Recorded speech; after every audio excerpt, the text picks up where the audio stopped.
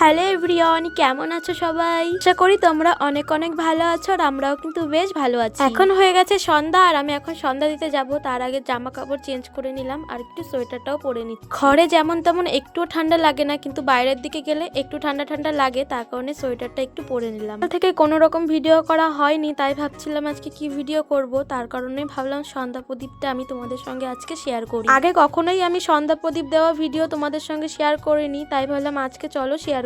এখন বলতে পারো আমার একারই সবকিছু করতে হয়, তাই সময়ের মধ্যে চেষ্টা করি সবটাই একে একে করে নেওয়ার। প্রথমত আমি জামা কাপড় চেঞ্জ করে হাত মুখ ধুয়ে তারপরে কিন্তু ওই যে জল দিতে এসেছি সব দরজার সামনে। এখন ওই যে 5:30 মতো বাজে, প্রায় সন্ধ্যা হতে যায়, তখনই আমি কিন্তু সব দরজার সামনে জল দিয়ে এসেছি আর সবকিছু গোছাতে লেগে গেছে। তা সত্যি কথা কি জানো, আমার পুজো করতে খুবই ভালো লাগে, কিন্তু মন মানসিকতা মাঝে মধ্যে খারাপ হয়ে গেলে আমার একদম পুজো দিতেও ইচ্ছা করে না। আমার কথাটা শুনে হয়তো অনেকের অদ্ভুত মনে হচ্ছে, কিন্তু জানি না আমার সাথে এরকমই হয়। আসলে মন মানসিকতা খারাপ থাকলে পুজো করেও মনের মধ্যে শান্তি লাগে না। আচ্ছা, আমি এই কথাটা কি ঠিক বললাম না ভুল বললাম একটু কমেন্ট করে জানিও। আজকে মন ভরে সন্ধ্যা প্রদীপ আমি দিলাম, সেটাই তোমাদের সঙ্গে শেয়ার করলাম। আর এই ছোট্ট ভিডিওটি কেমন লাগলো অবশ্যই জানিও। আজকের মতো এই পর্যন্তই, টাটা।